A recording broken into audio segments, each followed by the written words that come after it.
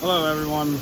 So we cut the super steaks on the lathe, and what we're going to do here is on the Bridgeport is we're going to do wolf fangs. I still got to chamfer the end, but that's how the wolf fang goes on it.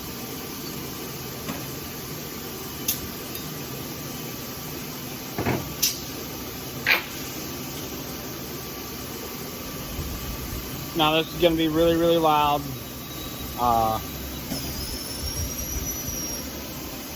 Because this really should be done in a CNC, but they're all got parts in them that I can't pull out and set this up in. So I'm just doing the few that I'm going to do on the Bridgeport. And this one is a special one. This one is going to Judith&Dan Davis. It's extra long. I got a couple feet of it hanging out that way out of Kurt Bice. So it's going to be really, really loud. Just a heads up. But with this being 5/8 on the flat, in order to fit the wolf fang in it, we need to slot it. And this cutter puts a perfect slot. We need to take 60, we need to go in 60 thousandths on each side to allow the wolf fang to go on free, but not too free, because this is going to get heat treated, so this ain't going to deform these slots. It'll deform your wolf fang way before it deforms the slot. And we don't want it having a lot of rocking back and forth. That's how you're going to start driving your steak in at angles and that. So you'll see here, there's not much movement in it. Enough though. You do need the good clearance of that, but it's not like that or like that in there. The way I cut mine, the cheap wolf fang ones, there's like a couple different brands of them out there, will not work on this. You'll have to Dremel it out, or with a grinder and a cutoff wheel in there to get it in a little deeper for some odd reason. But yeah, I cut mine to favor the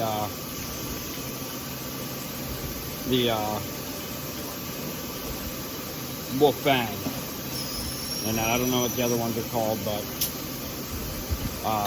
I did take it in a little bit. It used to only be 58, so maybe it will work on the other ones. I don't know. I don't own any. And but these are the ones I use, and they work great. They're pretty stout. You can get a couple uses out of them, but yeah. So we're gonna cut Judith&Dan Davis's right now.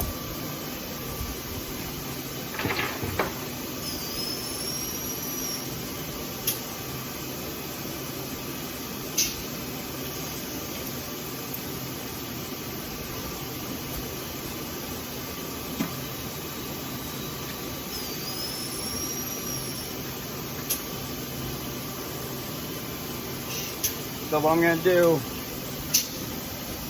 got me a nice little block off here, because like I said, this should be done in a CNC with doors shut and everything.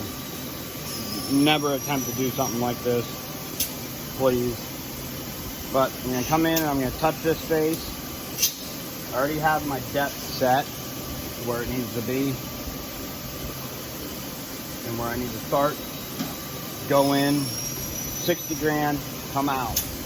And go touch the front face, go in, I go in 55 grand, I don't go a full 60, go 55 grand in, cut across, go to the other side, touch, same thing as the first side, we're going to go in 60, come out.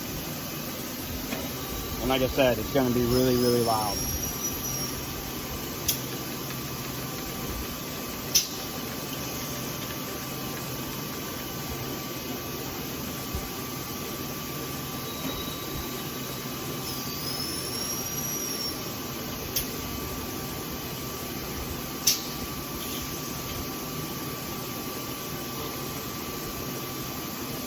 can't see them numbers. Well, yeah, you can see I'm at 0.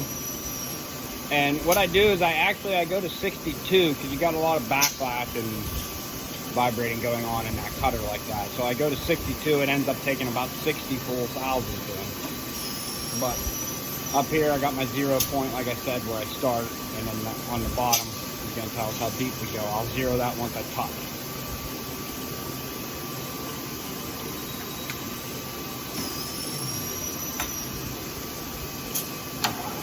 With the piece being so long hanging out of there, it is definitely going to vibrate some. So we're going to take our time on it.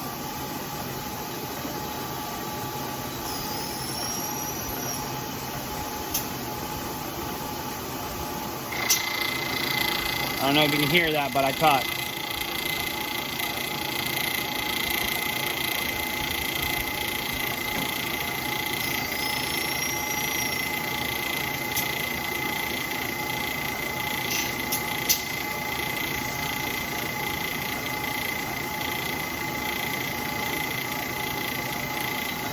Sorry, my throat was getting dry there. I needed to get a drink.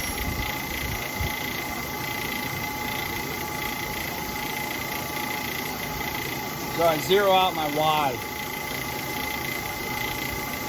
And now we're gonna go into it.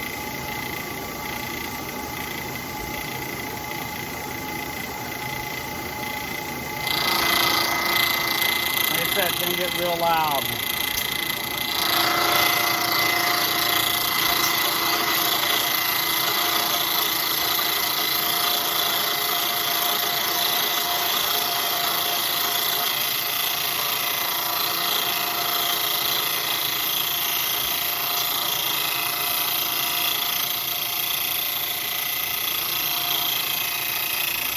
There's my 62 I'm looking for.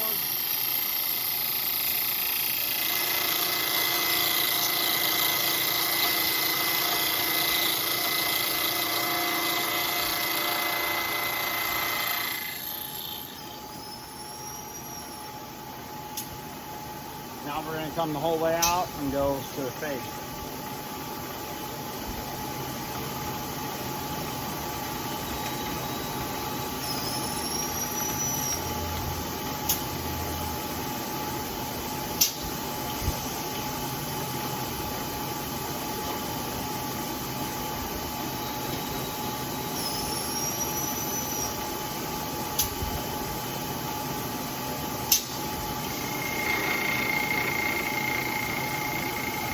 So it's touching the face.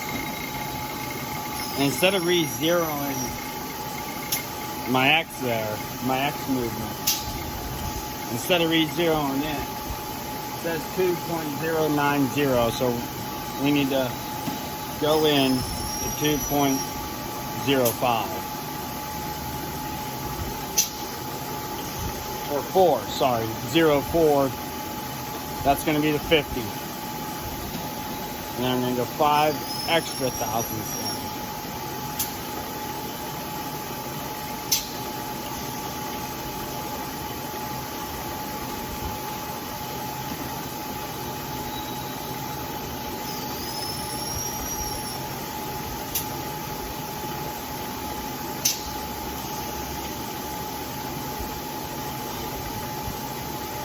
So right there would be 50 thousandths if we came across right now.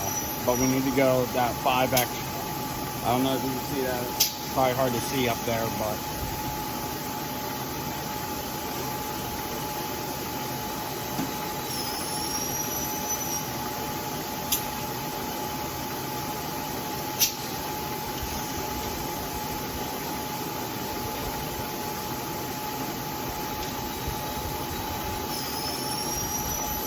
So right there. Now we're gonna feed into it with the full depth of that cut.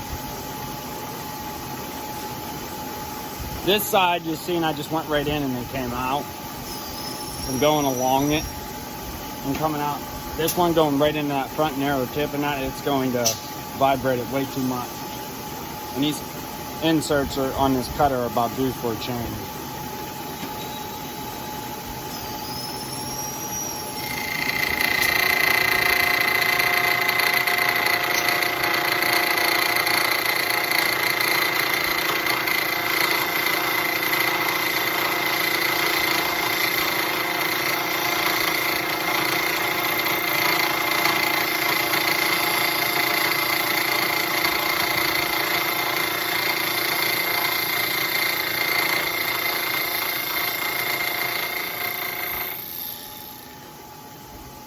goes the front slot.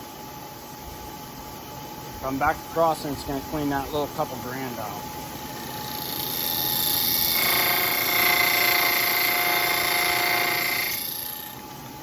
That's why on that side cut I go that 62 instead of just 60, because you hear it, it's got a lot of relief going on in the cut, so now it cleaned up the rest of what it was, what I set it at the cut, if that makes sense. Now we're going to come to the other side, same thing, we're going to go 0 on the X.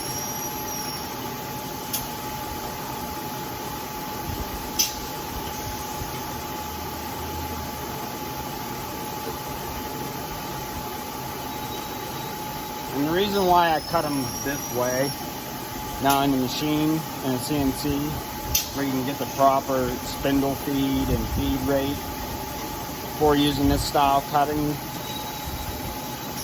I would not worry about the burr that it leaves so bad. So if I come into this face on this side, cut out, go to the front face and come from the back of it across, and then go to the back side, plunge in and come back out. There's no burrs left over.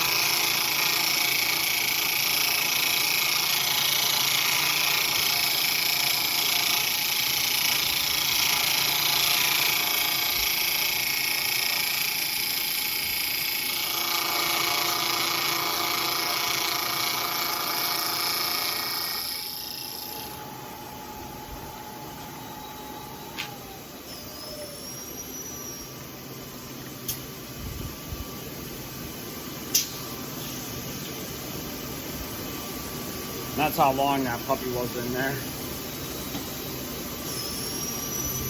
So we got that cut. I'm just going to clean off this edge real quick with the die grinder over here.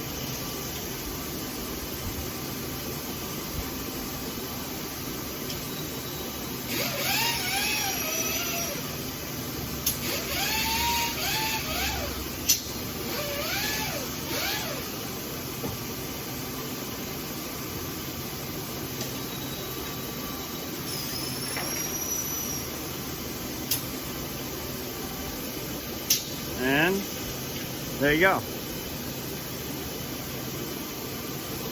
Wolf fang driver. Very, very long one. Like I said, that one's for Judith and Dan Davis. So I figured I'd just do a video of it.